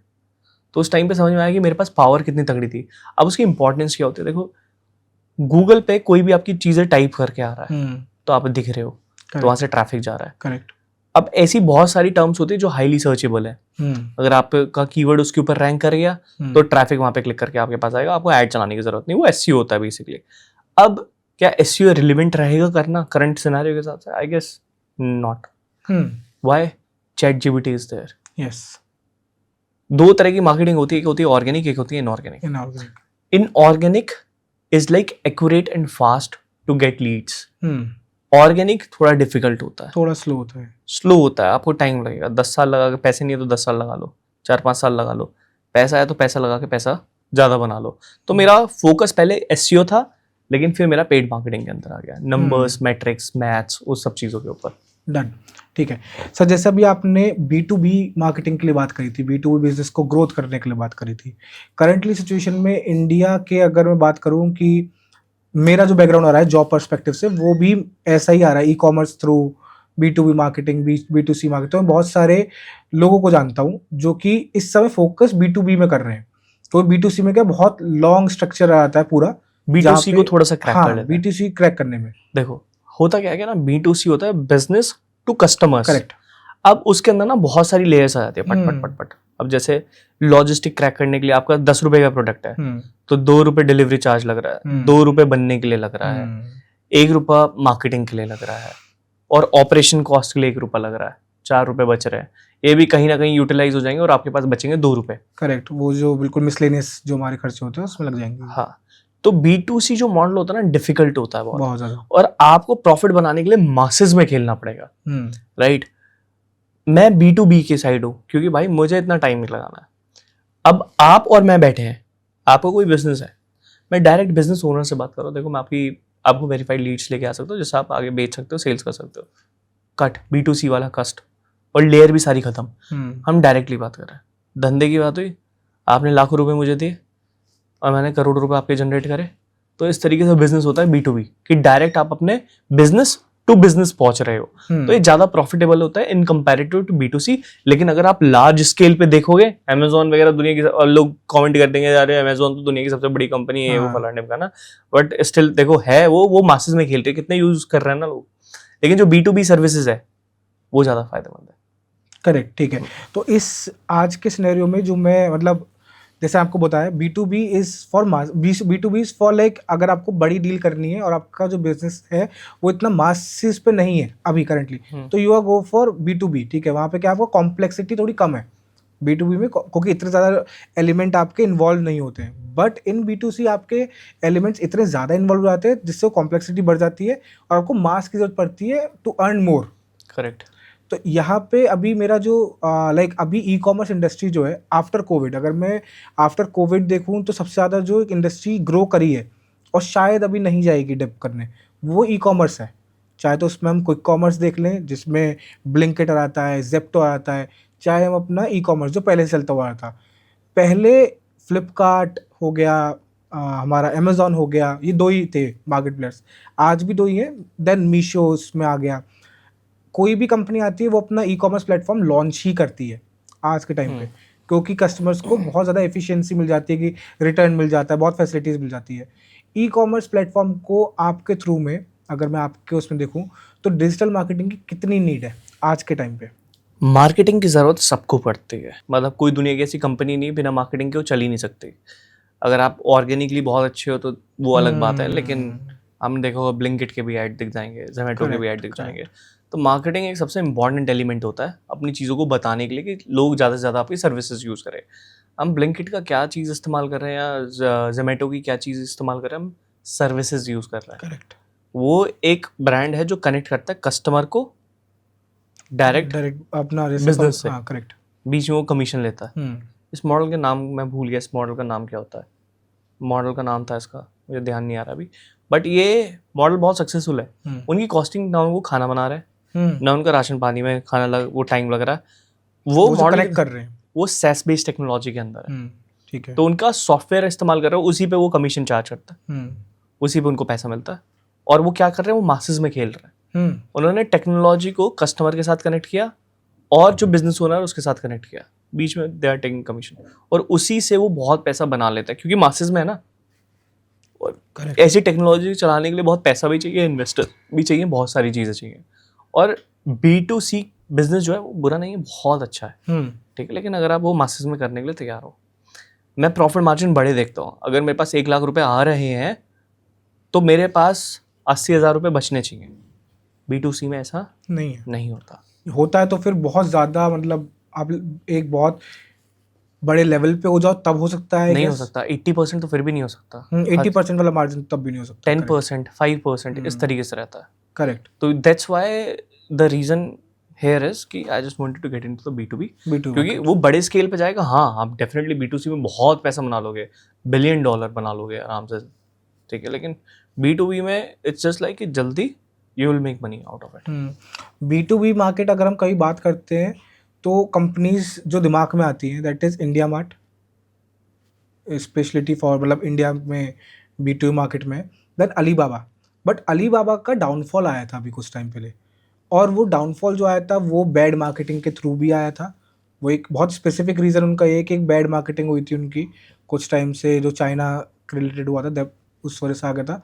लेकिन उसके बावजूद भी आज भी वो सबसे बड़े प्लेयर हैं B2B में, आज भी वो सबसे बड़े प्लेयर हैं। उसका मैंने अभी B2B B2C में है वो B2B में है। अच्छा, अलीबाबा, ठीक है। B2C को इतने लोग कैटर नहीं करते हैं। उनका जो मेजर जो अगर मैं देखूँ फोटो जो है वो B2B ही है, लाइक इंडिया मार्ट। अगर हम जाएंगे तो हम खुद भी इंडिविजुअल भी कुछ ले सकते हैं, लेकिन बल्क ऑर्डर ही उठाना पड़ेगा हमें उनसे। तो लेकिन उसमें सबसे बड़ा रोल जो मुझे लगा है दैट इज डिजिटल मार्केटिंग। तो डिजिटल मार्केटिंग आज के टाइम पे आप सजेस्ट करोगे जो नए लोग जो निकल रहे हैं? मैं बिल्कुल भी सजेस्ट नहीं करूंगा। अच्छा, सजेस्ट नहीं करोगे? मैं देखो, अगर इंडिया मार्ट से जिनके पास लीड आ रही है ना, सिर पकड़ के बैठे हैं। हाँ, अच्छी क्वालिटी की लीड नहीं होती, और लीड आती है तो कहते हैं भाई डिस्काउंट दे दो थोड़ा। इससे बढ़िया आप अपना सिस्टम प्रोसेस बनाओ। सपोज कर लेते हैं, चलो एक B2B बिजनेस बनाते हैं अभी, जो ऑडियंस है वो भी मल्टीपल करोड़ बनाने या लाखों रुपए तो बना ही ले। हमें 4 चीजों की जरूरत है। पहला, ट्रैफिक इंजन, कि लगातार ट्रैफिक आए हमारे पास, हमारी सर्विसेज को देख सके। मतलब एक दुकान चाहिए जहाँ पे लगातार लोग आ सके, जहाँ लोग आ सके, ट्रैफिक इंजन। दूसरा हो गया प्रोडक्ट इंजन, हमारे पास प्रोडक्ट क्या रहेंगे, कितने कितने के प्रोडक्ट रहेंगे। तीसरा हो गया हमारा फनल, ठीक है। फनल मतलब वो कैसे आएंगे दुकान तक हमारी। Logistic you are talking about logistic, ये मतलब दुकान तक कैसे आएंगे, एक हमारी दुकान का रास्ता, रोड मैप क्या होगा उसका। हाँ। चौथा हो गया हमारी टीम, ठीक है। इसके अलावा दुनिया की सारी चीजें हटा दो, एवरीथिंग इज बुलशिट। इस 4 चीजों के अलावा तुम्हारा काम हो जाएगा, तुम करोड़ों रुपए बना लोगे। ये B2B स्टार्ट करने के लिए 4 मेन पिलर्स है। अगर ये हमारे पास हमने इकट्ठे कर लिए तो we can start our B2B business. Correct. सबसे पहला, ट्रैफिक इंजन क्या होता है? जहां से हम YouTube बना रहे हैं, करेक्ट, अब लोग कंटेंट देख रहे हैं, मैं कह दूंगा नीचे लिंक है तो वहां पे ठक ठक जाके देखेंगे, तो ये ट्रैफिक ही कन्वर्ट हो गया। अब ये जरूरी नहीं कि ऑर्गेनिक में इतना ज्यादा ट्रैफिक आएगा, तो लोग इनऑर्गेनिक ऐड चलाते हैं। हाँ। मतलब फेसबुक से ऐड हो गया, हाँ, फेसबुक से हो गया, यूट्यूब से हो गया। यूट्यूब से हो गया, फेसबुक से हो गया, इनसे ट्रैफिक चलाते हैं और वो कंसिस्टेंट बेसिस पे ट्रैफिक जाता रहता है। अब वो जाएंगे, प्रोडक्ट देखेंगे, सही लगेगा तो वहां से या तो डायरेक्ट परचेज कर लेंगे, और बड़ा प्रोडक्ट है तो लोगों से साथ डिस्कवरी कॉल होगी, बात करेंगे, उसके बाद सेटिस्फाई होता है तो फिर खरीदेंगे। इसी प्रोसेस को बनाता है। आप क्या प्रोडक्ट बनाना चाहते हो अगर आप चाहोगे तो, अभी करंटली B2B के अंदर? B2B के अंदर मैं अगर कोई मॉडल बनाना चाहूंगा अभी, ड्रॉप शिपिंग का कोर्स, हाँ करेक्ट, कोर्स बनाना चाहोगे, करेक्ट। ठीक है। अब आपसे खरीदेंगे कौन? B2C वाले नहीं खरीदेंगे, जिनको ये बिजनेस करना है तो B2B में हो गया। तो सबसे पहले ट्रैफिक इंजन हमने फेसबुक का लाया, गूगल ऐड का लिया, वहाँ पे पैसे डाले और ट्रैफिक आना स्टार्ट हो गया। ट्रैफिक के अंदर हम एक VSL बनाएंगे जिसको बोलते हैं वीडियो सेल्स लेटर। आप उनको एक प्रेजेंटेशन दोगे, उनका करंट स्टेट ये है और आइडियल स्टेट ये है, तो यहाँ से यहाँ पहुंचने के लिए आपको एक प्रेजेंटेशन बनानी पड़ेगी, तभी तो अट्रैक्ट होंगे। करेक्ट। अब जैसे फॉर एग्जाम्पल कोई भी क्लाइंट मेरे पास इसलिए आता है क्योंकि वो यहाँ खड़ा है और उसको यहाँ पहुंचना है, तो ना वो प्रेजेंटेशन बनाएंगे। सेम चीज आपके साथ, अगर उनको सही लगेगा, उसके अंदर मार्केटिंग साइकोलॉजी और फिल्टर्स बहुत सारे होने चाहिए। जैसे बहुत सारे लोग क्या करते हैं ना, वो स्ट्रेटेजी नहीं बनाते। जैसे हम बचपन में पढ़ते थे USP, तो हमारा एक स्ट्रेटेजी जो बहुत फेमस है, लेगेसी फ्लाईव्हील मैट्रिक्स स्ट्रेटेजी, तो हम उसको प्रमोट करते हैं। तो USP को अपना प्रमोट करना चाहिए, ना कि मॉडल को कंप्लीटली। लोग फीचर्स को बताना स्टार्ट करते थे, फीचर्स को नहीं बताना। लोग फीचर का अचार नहीं डालेंगे, बेनिफिट्स बताओ। जब उनको फायदा दिखाई देंगे तो ही वो आपके पास आएंगे। तो we need give reason to our customers that they will come to us. ठीक है। अब जैसे मेरा प्रोडक्ट है, अब मैं उन लोगों को कैसे टारगेट करूंगा जिनकी जेब में पैसा है और जिनका इंटेंट है they are into the same field. तो मैं क्या करूंगा, मैं 7 बड़े फिल्टर्स लगाने वाला हूं जो मैं लगाता हूं। पहला, मैं उन लोगों को टारगेट करूंगा जिनकी जेब में पैसा है। तो मैं सीधा बोलूंगा, if you wanted to make 1 crore net profit every single month, तो 1 करोड़ सिर्फ वही सोचेगा जो 10, 20, 30, 40 लाख रुपए बना रहा है। 1 करोड़ पे कैसे पहुंच जाए? 2-3 लाख रुपए मेरे पास सोचेंगे भी नहीं आने का। सेकंड फिल्टर लगा दिया 10 लाख विदाउट रनिंग एडवर्टीजमेंट, क्योंकि ऑर्गेनिक भी लोग सोचते हैं कि अगर पेड नहीं तो ऑर्गेनिक। तो उसके अंदर हमने 10 लाख विदाउट रनिंग एडवर्टीजमेंट चलाया, एक 60 सेकंड डायल फनल है, उसके थ्रू हम करते हैं। थर्ड हो गया डायरेक्टली किन ऑडियंस को मैं सिखा रहा हूँ। अगर आप कोच हो, कंसल्टेंट हो, एजेंसी ओनर हो, सर्विस प्रोवाइडर हो या B2B बिजनेस हो, मैंने अपनी ऑडियंस का नाम ले लिया कि इन लोगों के लिए, इसके अलावा तो मेरे पास मत आना। मैं डायरेक्टली बोल देता हूँ अगर आप इनके अलावा हो तो मेरे पास बिल्कुल मत आना। 14 फिल्टर में बोल देता हूँ आपकी इनकम इतनी होनी चाहिए, 1.5 लाख रुपए महीने की होनी चाहिए।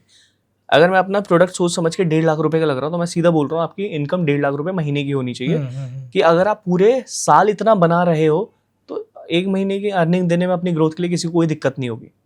तो अपने टारगेट मार्केट को इन सारे फिल्टर्स में कैटर कर लिया, अपने टारगेट मार्केट। मार्केटिंग साइकोलॉजी है, करेक्ट, फिल्टर्स है। उसके बाद ये फिल्टर हो गया 5वां filter, I believe in direct response marketing and I do direct response marketing. जितने भी लोग वेबिनार, वर्कशॉप घुमा घुमा के मार्केटिंग करते हैं, उनका कैक बढ़ जाता है और कॉस्ट पर एक्विजिशन एक कस्टमर को एक्वायर करने का बढ़ जाता है। तो डायरेक्ट बताओ, जिसको लेना हो लेगा, नहीं लेगा थैंक यू सो मच। ठीक है, तो हम बता देते हैं हमारा जो कंसल्टेशन है वो 1.5 लाख रुपए का है। सीधा हम ये बोलते हैं। तो जिसकी बाइंग कैपेसिटी होती है वो कंटिन्यू देखेगा उस वीडियो को, और जिसकी नहीं होगी वीडियो कट करेगा। अब लाखों करोड़ों इंटरनेट पे वीडियो बन रही है, लेकिन सही टारगेट ऑडियंस तक पहुंचना, उसको कैसे प्लान करना, उसका हुक कैसे होना चाहिए, उसमें से उन फिल्टर ऑडियंस को कैसे निकालेंगे जो एक्चुअली में इंटेलेक्चुअल है, जिनके पास पैसा है, तो फिल्टराइजेशन का पार्ट होता है।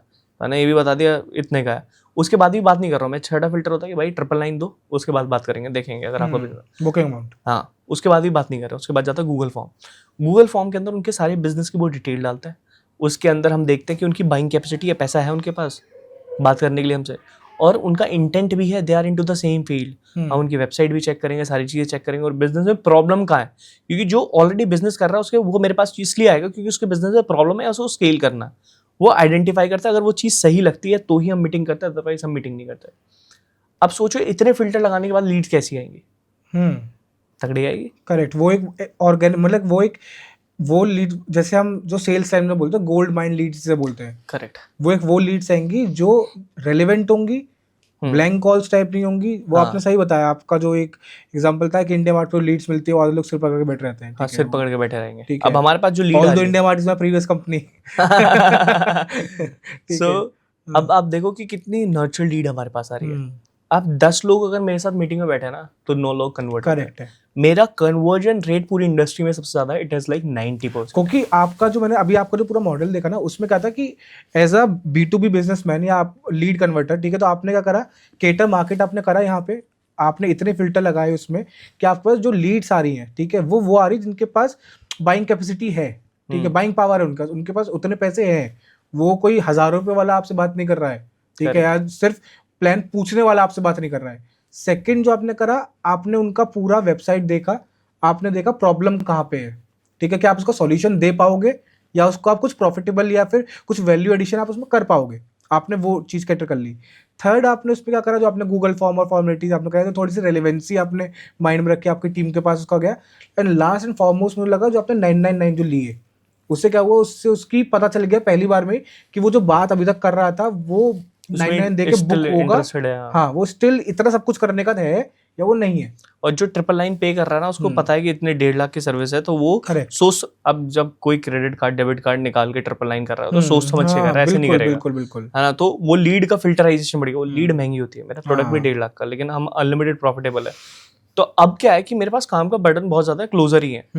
अगर आप हिसाब लगाते हैं, 4 मैं मीटिंग कर रहा हूँ दिन के अंदर, फर्स्ट हाफ में वो करता हूँ, मीटिंग्स करता हूँ, और बाकी के टाइम पे अपना वो दूसरा काम करता हूँ, पढ़ाई लिखाई वाला, और मेरे क्लोजर काम करता है। मोटा मोटा मैथ्स बता देता हूँ, मेरा 1.5 लाख का प्रोडक्ट है, 1.5 लाख का प्रोडक्ट है, और मैं 4 मीटिंग कर रहा हूँ, जिसमें से 2 क्लोजर भी हो रहे हैं वेरीफाइड लीड्स में से, तो मेरा 3 लाख रुपए दिन का बैठता है। तो मतलब कितना हुआ, एक पूरे महीने का 40 लाख के आसपास हमारा बिजनेस हुआ, जिसमें कोई मेहनत नहीं करी है मैंने, ठीक है। अब ये कहाँ से पता लगा, 10 साल इंडस्ट्री में टाइम स्पेंड करने के बाद, इतना काम करने के बाद, वो सारी चीज़ें, मेरा एक्सपीरियंस है 10 साल का, इतना लंबी कर्व है मेरा। लेकिन अगर कोई मेरे पास आएगा डायरेक्टली, तो उसको इतने टाइम में करा दूंगा। मेरे भाई, अगर कोई अभी मतलब जो मेरा ऑडियंस हो या फिर मैं अगर कोई बिजनेस स्टार्ट करना चाहूँ, ठीक है, तो मेरा जो नेक्स्ट क्वेश्चन है वो ये है कि मुझे कोई भी ऐसे 5 स्टेप्स आपसे एज अ एक्सपर्टीज जानने हैं, ठीक है, जहाँ पे कोई भी इंसान अपना बिजनेस फ्रॉम स्क्रैच या फिर नया बिजनेस जो आपने B2B के लिए बताया, ठीक है, वो हम स्टार्ट कैसे करें। B2B के लिए, B2B के लिए, B2C के, 5 पॉइंट, एनी, हाँ 5 पॉइंट। फाउंडेशन से स्टार्ट, फाउंडेशन से कोई बिजनेस स्टार्ट सबसे पहले कंटेंट क्रिएशन स्टार्ट करना है, ठीक है, ठीक है, कि लोग आपको जानेंगे पहचानेंगे। दूसरी चीज, सिस्टम प्रोसेसेस आपको बनाने हैं, ठीक है, ठीक है, सिस्टम प्रोसेस के अंदर आपका प्रोडक्ट भी हो गया। थर्ड, टीम बहुत इंपॉर्टेंट है। फोर्थ, डिलीवरी सिस्टम, कि आप डिलीवर कैसे करोगे। फिफ्थ आ जाता है आपका स्केलिंग, आप स्केलिंग किस तरीके से करोगे, ठीक है। 5 चीज़ें बहुत इंपॉर्टेंट है। ये 5 चीज़ें, कोई भी अगर आज किसी के मन में कुछ बिजनेस स्टार्ट करने की, तो ये 5 वो पॉइंटर्स हैं जो उस बिजनेसमैन या उस इंसान के लिए जो सोच रहा है बहुत इंपॉर्टेंट है। एंड अगेन इसी से मतलब इंटरकनेक्टेड क्वेश्चन है, कोई ऐसा बिजनेस जो अगर फॉर एग्जांपल आपने ड्रॉप शिपिंग के लिए बोला, किसी का वो बिजनेस अभी उसको 10 लाख रुपए कमा के दे रहा है, वो अपने बिजनेस में ऐसा क्या करे, क्या ऐसी कुछ चीज़ें चेंजेस करे, क्योंकि where I am coming from, मेरा जो क्वेश्चन आ रहा है वो आ रहा है कि डिजिटल मार्केटिंग कोई कम स्केल पे कर रहा होगा, कोई ज़्यादा स्केल पे कर रहा होगा आज के सिनेरियो में, ठीक है, जो सच में पैसा कमाना चाहता होगा, कर हर कोई रहा होगा, ठीक है। फॉर एग्जांपल मीशो है और अमेजोन है एंड फ्लिपकार्ट है, ठीक है, सभी कर रहे हैं अपनी मार्केटिंग, सब कर रहे हैं, लेकिन समवेयर अराउंड मीशो की मार्केटिंग उस हिसाब से हो रही है, अमेजोन की मार्केटिंग अलग हिसाब से हो रही है, और उस चीज़ में हो कि मैं इस इंडस्ट्री से हूँ, उसके रेवेन्यू पे वो फर्क दिखाई दे रहा है, वो सेम लेवल की शायद नहीं हो पा रही है। करेक्ट, ठीक है, तो मेरा क्वेश्चन वो है कि ऐसा कोई क्या चीज़ चेंज करे अपने बिजनेस में कि वो अगर आज लैक्स में कमा रहा है तो वो करोड़्स में जाए।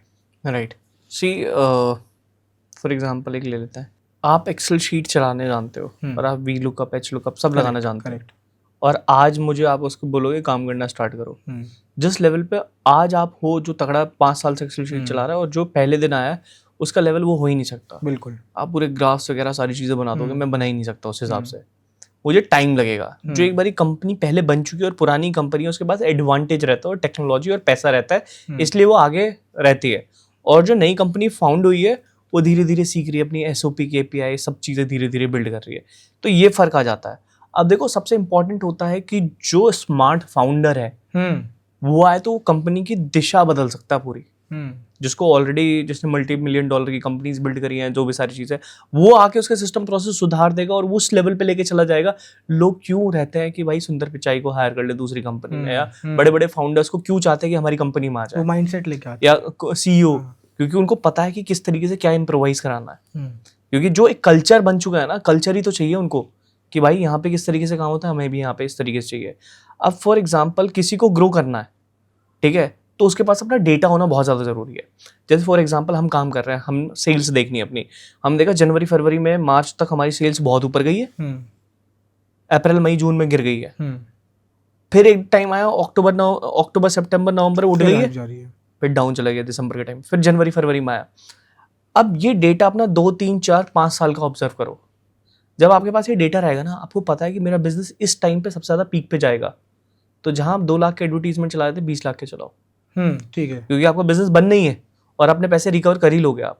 तो ये डेटा जो लोग नहीं देखते हैं वो गधे होते हैं, उनको SOP पता ही नहीं होता। वो कहता है कि चलो आज हमने इतना धंधे में पैसा डाला और हमारे इतना पैसा बन गया, बस वो इसी में रहता है मोस्टली जो ऑडियंस रहती है। लेकिन किसी के पास प्रॉपर डेटा ही नहीं है, SOP ही नहीं है, तो कंपनी को कहाँ स्केल कर सकता है। वो आज 2 लाख रुपए बनाता है, तो हद से कल 5 लाख रुपए बना लेगा। लेकिन जो यहाँ पे डेटा है, जो 5 लाख रुपए बना रहा है, तो 50 करोड़ बना लेगा, क्योंकि उसके पास डेटा है और वो डेटा को देख के एक्शन ले रहा है, और वो इमोशंस के बेस पे ले रहा है, लॉजिकल तरीके से ले रहा है, तो उसको पता है। इसलिए data is everything, data is a fuel. Correct. मतलब आपने एडवर्टाइजमेंट की बहुत बात करी अभी, ठीक है, एडवर्टाइजमेंट की, और वो लिटरल मतलब जिस इंडस्ट्री से मैं आ रहा हूँ, I am from e-commerce industry, बहुत इंपॉर्टेंट होता है एडवर्टाइजमेंट रन करना, एडवर्टाइजमेंट के थ्रू चीज़ें। क्योंकि अगर हम देखें, आप किसी भी ई-कॉमर्स वेबसाइट पे चले जाओ, आप आई एम सेइंग अबाउट, आप किसी सर्च इंजन पे चले जाओ, आप किसी सर्च इंजन पे जाके आप कोई भी प्रोडक्ट डालोगे या कुछ भी डालोगे, तो एक जो फर्स्ट पेज पे जो आएंगे वो ऑलमोस्ट सारे एडवर्टाइजमेंट बेसिस पे ही होंगे। 2 ही चीज़ होती है आजकल की इंडस्ट्री में। अगर आप जाओगे, आप किसी भी ई कॉमर्स पे जाओ या किसी भी आप ऑनलाइन शॉपिंग पे जाओ, जेप्टो पे जाओ, कहीं भी जाओ, कि जहाँ पे या तो price is the main factor, या प्राइस से भी अब ऊपर जो हो गया दैट इज एडवर्टाइजमेंट। क्योंकि आप एडवर्टाइजमेंट अपने प्रोडक्ट का कितना कर रहे हो, आप अपने प्रोडक्ट पे इन्वेस्ट कितना कर रहे हो, उस चीज़ में आपको फायदा मिलेगा। So that was your point. और मैं एक चीज़ करेक्ट करना चाहूँगा इसमें, एडवर्टीजमेंट सब कुछ नहीं है। Advertisement is just like a vehicle, they are taking your content from one place to another. आपका बैकएंड कितना स्ट्रांग है, उसमें फिल्टराइजेशन कितने स्ट्रांग तरीके से हो रहा है कि आपका कन्वर्जन रेट इंक्रीज होगा। लोग क्या करते हैं, एडवर्टीजमेंट समझते हैं एडवर्टीजमेंट चलाएंगे तो सेल्स आ जाएगी, ऐसा कुछ नहीं होता। एडवर्टीजमेंट का काम है ही नहीं, ना तो आपको लीड देना, ना सेल्स देना, कुछ काम नहीं होता है। एडवर्टीजमेंट बस लोगों को आपका कंटेंट दिखा रहा है। आपका बैकएंड कितना स्ट्रांग है, सब कुछ उसके ऊपर डिपेंड करता है। करेक्ट। इसी में क्या होता है, जैसे आपने भी बताया, आप यू मस्ट नो अबाउट कि बहुत टाइप के एडवर्टीजमेंट होते हैं, ठीक है। Like I am not know about this. आपके जो डिजिटल मार्केटिंग में in E commerce there is 2 type of advertisement. जैसे हमारा एक हो रहा है CPC, कॉस्ट पर क्लिक, एक होता है ROI। तो इसमें डिफरेंशिएट ये होता है कि अगर आप ROI लगाओगे तो आप हमेशा उन प्रोडक्ट्स पे लगाते हो या फिर उन चीज़ों को प्रमोट करते हो जिनकी रिव्यू रेटिंग शायद नहीं है उतनी ज़्यादा, ठीक है। ROI बेसिकली लगता है उन चीज़ों पे जिनकी रिव्यू रेटिंग बहुत ज़्यादा है, और वहाँ पे हमें मतलब मैं समझा देता हूँ आपको, हाँ, इनका टर्म बता देता हूँ। CPC होता है कॉस्ट पर क्लिक, एक क्लिक करने का हमसे एडवर्टाइजर कितना पैसा ले रहा है। करेक्ट। ROI का मतलब होता है रिटर्न ऑन इन्वेस्टमेंट। मतलब अगर एक प्रोडक्ट 10 लाख का है और एक क्लिक मुझे 2 रुपए का आ रहा है, और उसकी कॉस्टिंग हटा के पूरा लगा के वो प्रोडक्ट 4 रुपए में हो रहा है, तो 6 रुपए हमारा मुनाफा रहेगा। तो मतलब ROI, रिटर्न ऑन इन्वेस्टमेंट, उस तरीके से कैलकुलेट होता है। तो इसमें कौन सा एडवर्टाइजमेंट अच्छा होता है और इसके क्या पैरामीटर होते हैं? अच्छे दोनों ही हैं, किसको कौन सा लगाना चाहिए? डिपेंड करता है प्रोडक्ट का नेचर क्या है। तो जैसे फॉर एग्जांपल हम B2B के अंदर है, लोग सबसे ज़्यादा चिल्लाते रहते हैं, लीड्स अच्छी नहीं आती, सेल्स नहीं होती, आपको पता ही है। जो मल्टीपल प्लेटफॉर्म में सिर पकड़ के बैठे रहते हैं, 100 लीड आ रही है, एक भी कन्वर्ट नहीं हो रही। मैं कह रहा हूँ मेरे पास 100 लीड आएंगी, 100 की 100 कन्वर्ट होंगी, क्योंकि फिल्टराइजेशन का प्रोसेस इतना स्ट्रांग है। सो डिपेंड करता है आपके बिजनेस का नेचर कैसा है। अगर आप उसी हिसाब से काम कर रहे हो, आप साइकोलॉजी भी देखो। मतलब अगर मैं कुछ बेच रहा हूँ, कोर्स ही बेच रहा हूँ, चलो किस चीज़ का, तो मैं उसी तरीके से उसको रन करूँगा, और मुझे पता है कि यहाँ पे वीडियो देखेगा, यहाँ पे मैं इसको वैल्यू डिलीवर करनी पड़ेगी, इसको समझाना पड़ेगा, देखो अगर आप यहाँ हो तो यहाँ ऐसे पहुँचोगे, वो वैल्यू डिलीवर हो गई तो वो परचेज करेगा। लेकिन अगर कुछ वैल्यू नहीं मिली और कुछ डायरेक्ट हमने प्रमोट नहीं करा तो दिक्कत तो होती है। दिक्कत हो जाएगी वहाँ पे। हाँ, कॉस्ट पर एक्विजिशन बढ़ता है फिर। ठीक है। भाई मुझे आपसे ना मतलब एक एडवाइस चाहिए, ठीक है धैर्य भाई, कि अभी जो भी बच्चे 12th में या 12th वाले तो आई गेस थोड़े से छोटे हो गए, ठीक है, या जो अभी फाइनल ईयर के अपने कॉलेज में है, ठीक है, आप पहली बात आप प्रमोट करते हो पोस्ट ग्रेजुएशन लाइक MBA को, आप कैसा देखते हो उनको? यार मैं आपको एक बात बताऊँ, इस पढ़ाई को कैसे देखते हो? 12th क्लास के बाद मैं निकल गया था, ठीक है, ग्रेजुएशन भी हो गई, बस एग्ज़ाम दिए और एग्ज़ाम भी उसके बारे में बात नहीं करते हैं यहाँ पे, ठीक है, बस हो गई ग्रेजुएशन। एंड मैं अगर आपको बताऊँ, मैंने सारी चीज़ें पढ़ाई बाहर से करी है। मेरे से IIT से और IIM से ऑफ़र आते हैं पढ़ाने के लिए वहाँ पे, ठीक है, मैंने कुछ पढ़ाई नहीं करी है, मैंने सिर्फ अपनी स्किल के ऊपर काम करा है। तो आई थिंक आज की डेट में स्कूल जाना भी बेकार है। अपने बच्चों को घर पे पढ़ाओ, स्किल सिखाओ, और बेसिक चीज़ें आप घर पे पढ़ा सकते हो, और वो अकबर बीरबल वगैरह कुछ काम नहीं आते हैं, ठीक है। मैथ्स पढ़ाओ, साइंस में थोड़े चीज़ें कॉमन सेंस बिल्ड करो और सीधा काम पे लगाओ यार। मुझे लगता है कि that is the best thing. तो आजकल के जो बच्चे अपनी सिर्फ ग्रेजुएशन कंप्लीट करके और एज अ फ्रेशर मार्केट वाले, वो फ्रेशर को जॉब मिलना बहुत हार्ड होता है। हम सब ने एक्सपीरियंस करा है, ठीक है, मतलब जिसके पास कोई अभी ऐसा सच कुछ एक्सपर्टीज स्किल नहीं है, कोई BCom कोई BBA ऐसी कोई पढ़ाई करके जो बच्चा निकला है। और अगर मैं अपना एग्जांपल लूँ तो मैंने HM करी थी, होटल मैनेजमेंट मैंने करा था, और उसके बाद मैंने सेल्स में अपना का जो मतलब लाइफ है वो परस्यू करने की कोशिश करी थी। तो मुझे बहुत हार्ड एक्सपीरियंस था मेरा सिर्फ घुसने का ही, कि मैं किसी सेल्स कंपनी में घुस जाऊँ या किसी सेल्स मतलब डिपार्टमेंट में होटल में घुस जाऊँ, मेरे लिए बहुत हार्ड एक्सपीरियंस था वो। क्योंकि वहाँ पे क्या होता है, आप क्या सजेस्ट करोगे आज के सिनेरियो में कि वो उतनी मेहनत जॉब लेने के लिए करे या वो एक बिजनेस क्रिएट करने के लिए करे? सिस्टम प्रोसेस गधा बनाता है एक्चुअली, हाँ, ठीक है, वो गधे बनने की ट्रेनिंग देता है कि आपको गधा कैसे बनना और रेट रेस में मर्ज कैसे जाना है। आपने पहले तो पढ़ाई पे पैसा खर्चा करा, फिर पागलों की तरह नौकरी ढूंढी, जितना पैसा खर्चा करा उतनी तो आपकी नौकरी 4-5 साल में जाके आपको रिकवर करेगी। करेक्ट। उसके बाद फिर आप प्रमोशन के लिए तो उधर भटकोगे।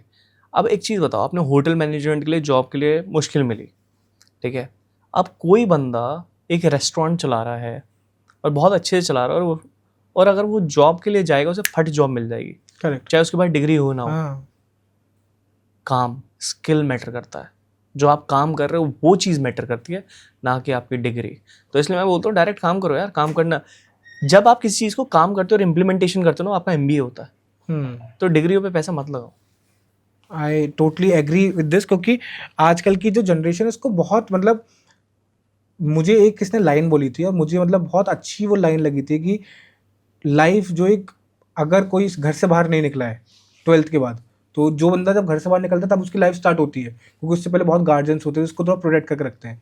आप ऑफकोर्स जब आप घर से बाहर निकले हो तो लाइफ चेंज हुआ होगा 360 डिग्री, मतलब घूम गई होगी आपकी लाइफ कि ये एक्चुअल वर्ल्ड है। बाकी जो बच्चे घर से पढ़ाई कर रहे हैं, मतलब घर से आ रहे हैं फिर हॉस्टल कॉलेज जा रहे हैं, जो अभी तक घर से नहीं निकले हैं, उनकी लाइफ बेसिकली जब स्टार्ट हुई जब वो कॉलेज का जॉब इंटरव्यू में जब बैठते हैं या जॉब करना स्टार्ट करते हैं, वो ट्रांजिशन बहुत डिफिकल्ट होता है। तो आपकी लाइफ में धैर्य भाई ऐसा कोई पॉइंट आया था जब आप गिरे अपनी लाइफ में, आपको लगा कि यार ये तो मैं रॉक बॉटम पे आया हूँ, और फिर वहाँ से आपने राइज करा? बहुत बार हुआ है, अभी भी होता है? अभी भी होता है। अभी पता है क्या है कि बिजनेस सही है, सब कुछ है मेरे पास, आई हैव एवरीथिंग, लेकिन ऐसा लगता है कभी कभी यार मैं अपने आप को बहुत यूजलेस फील करता हूँ कि यार मैंने क्या ही करा लाइफ में, क्या ही करा है। फिर मम्मी के पास जाता हूँ, पार्टनर के पास जाता हूँ, अपने बात करता हूँ उससे, क्या देखिए चल रहा है यार, तुम लाइफ में अच्छा तो कर रहे हो, सारी चीज़ें ठीक है। माइंडसेट देखो यार, हम हमेशा मोटिवेट नहीं रह सकते।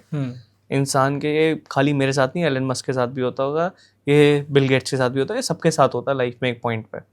एंड मुझे लगता है कि नेचुरल है भाई, ये आने दो, ठीक है। इससे और स्ट्रांग हो रहे हो आप, आपके थॉट्स जो आपके ऊपर ओवरकम कर रहे हैं, ये एक तरीके की प्रैक्टिस ही मान लो कि आपको स्ट्रांग बना रहे हैं। तो ये होगा। अभी कल परसों की बात है, मैं बहुत डीमोटिवेट फील कर रहा था कि यार मुझे ऐसा लग रहा है मैं यूजलेस हूँ। मैं बैडमिंटन खेलता हूँ या मैं स्पोर्ट्स क्रिकेट खेलता हूँ, तो मेरे पैर में ना फुट कॉर्न हो गया था। अब खेलना बड़ा मुश्किल हो जाता है ना। तो उस टाइम पे मैं इतना डीमोटिवेट हो गया था, मुझे ऐसा लग रहा था कि यार मैं बहुत यूजलेस हूँ अपनी लाइफ में। और मैं अब जब उसका सर्जरी करके मैंने उसको हटवाया, चलने में प्रॉब्लम होती है, पर फिर भी मैं बैडमिंटन खेलने जाता। तो मैं हार रहा था उस टाइम पे, मुझे यूजलेस लगने लगा अपने आप को, वो कंपटीशन वाला गेम नहीं आ रहा था। तो ये हमेशा होगा आपके साथ, हर लाइफ में होगा, लेकिन आपको पीछे नहीं हटना है, आपको बस आगे बढ़ते जाना है। हमारा दिमाग ना बहुत खराब चीज़ है, पता क्या? जब आप स्कूल में थे, 12वीं के एग्ज़ाम आए, आपके दिमाग ने बोला चल चाय पी लेते हैं अब 10 मिनट, चल घूम के आते हैं, चल वॉशरूम चले जाते हैं, चल मम्मी के साथ सब्जी लेके आते हैं बाजार से, चलो गाड़ी साफ कर लेते हैं। लेकिन जो काम था वो करने ही नहीं दे रहा, वो पढ़ाई करने ही नहीं दे रहा, बाकी सारे काम करा रहा है। तो कभी इसकी नहीं सुननी है, जो ये बोलेगा उसका उल्टा कर लो, लाइफ में बहुत ग्रोथ होती है। अभी जैसे जो बच्चे आज के टाइम पे कोई कॉम्पिटिटिव एग्जाम दे रहा है, ठीक है, क्योंकि मुझे नहीं लगता कि आप जैसा कोई गेस्ट, ठीक है, उसकी एडवाइस सबसे ज़्यादा मैटर करती है जिसने अपनी लाइफ में कुछ फोड़ा है। I am literally speaking that, because आप एक उस पोजीशन पहुंचे हो और बहुत अच्छे टाइम पे पहुंचे हो, ठीक है, क्योंकि बहुत कम टाइम पे आप पहुंचे हो। आपको जो स्पैन रहा है वो लोगों का बहुत लंबा रहता है, जो स्पैन आपका रहा है उसका कंसिस्टेंसी इज द की आपका रहा है, कि आप रुके नहीं हो, चाहे आप 8 महीने आपको फेलियर मिला, चाहे आपको कुछ भी हो, लेकिन आप लगे रहे लगे रहे लगे रहे। तो जो लोग आज के पॉइंट ऑफ टाइम पे कोई कॉम्पिटिटिव एग्जाम दे रहे हो, कि आप जानते हो इंडिया के सर्किट में बहुत हार्ड होता है कॉम्पिटिटिव एग्जाम क्रैक करना, ठीक है, स्पेशली जो IAS दे रहे हैं, CA दे रहे हैं, या कोई भी जो एग्ज़ाम दे रहे हैं, तो उनके लिए आपका मतलब आपकी राय क्या है as a big brother, as a guardian, की उनकी सक्सेस या उनका चीज़? क्योंकि क्या होता है बहुत बार फेलियर से ना लोग डाउन हो जाते हैं। देखो, सबसे पहली चीज़, अगर उन्हें IAS कॉम्पिटिटिव एग्जाम में ही जाना है, पहले तो मैं इस चीज़ के फेवर में नहीं होता, तुम्हें करना क्यों है, ये तुम इससे बढ़िया कर सकते हो, ठीक है। तो पहले तो आपको पता है कि एग्ज़ाम कैसे क्लियर होगा, पढ़ना पड़ेगा, इतना टाइम पढ़ना पड़ेगा, सिलेबस कंप्लीट हो गया, मेरी प्रैक्टिस और एक्यूरेसी इतनी बेटर ही है, वो चीज़ बहुत क्लियर है, वो उनको भी पता है। लेकिन अगर वो नहीं कर रहा उस हिसाब से, तो उसका एग्ज़ाम क्लियर नहीं होने वाला। चलो तुमने पूरी मेहनत करी, अपना 100% डाला, नहीं हुआ तो क्या? नहीं हुआ तो क्या, क्यों रो रहे हो? कुछ नहीं बचा लाइफ में, जीवन में करने के लिए, वो वेस्ट नहीं जाएगा, वो बहुत काम आएगा स्मार्टनेस में आपकी। जो भी स्किल हमने सीखा है, जो भी हमने वो पढ़ाई करी है, चाहे हमारा वो एग्जाम निकले या ना निकले, वो कभी वेस्ट नहीं होगा, वो काम तुम्हारा आएगा, काम आएगा।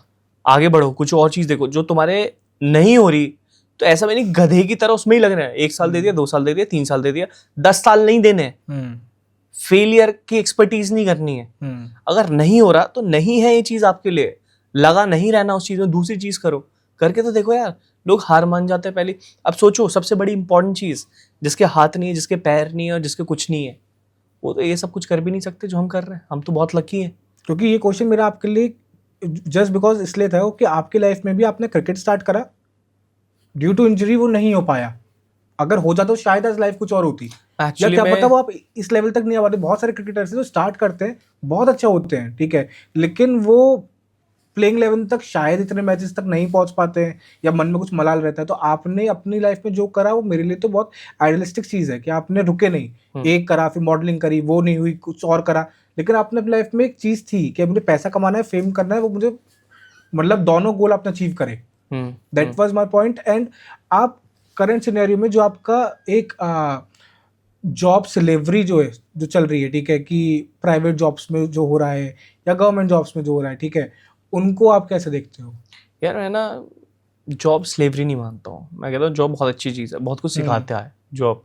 जो लोग कर रहे हैं ना, उनको लगता है बहुत रिलेटेबल बन जाता है और वो वायरल जाता है। अरे कुत्ते की तरह जॉब कर रहे हो, 9 to 5, ये वो, इतनी सैलरी मिलती है, तुम्हारा बॉस ज़्यादा पैसे बनाता है। ऐसा कुछ नहीं है यार। बॉस ने रिस्क भी तो लिया है, तुम ले लो उतना रिस्क। बॉस ने जितनी मेहनत करी है तुम कर लो फिर उतना। अगर तुम्हें इतना ही सब कुछ चीज़ें खराब लगती है तो तुम कर लो खुद। तुम्हें रिस्क नहीं लेना था इसलिए तुम आज वहाँ पे, और बॉस ने रिस्क लिया इसलिए वो आज वहाँ पे। तो you need to respect that. और जॉब बहुत सारी चीज़ें सिखाता है। लोग पता काम कैसे करता है, मुझे 9 बजे से 6 बजे तक की सैलरी मिली और 6 बजते मेरा बैग पैक और मैं सीधा घर। करेक्ट। अगर ऐसा नहीं करोगे, आप इस तरीके से काम करोगे, मुझे इतनी तगड़ी डिलीवरी देनी है कि कंपनी का फायदा। कोई किसी को इम्प्रेस नहीं कर सकता किसी भी चीज़ से, चाहे आपके पास कोई भी स्किल हो, कुछ भी हो। कंपनी में जो बॉसेस रहते हैं वो देखते हैं इससे मुझे कितना मुनाफा आ रहा है, ये आ रहा है, चलो उसकी सैलरी बढ़ा देता है। और आप उससे बहुत कुछ सीखते हो और आपके अंदर कॉन्फिडेंस आता है।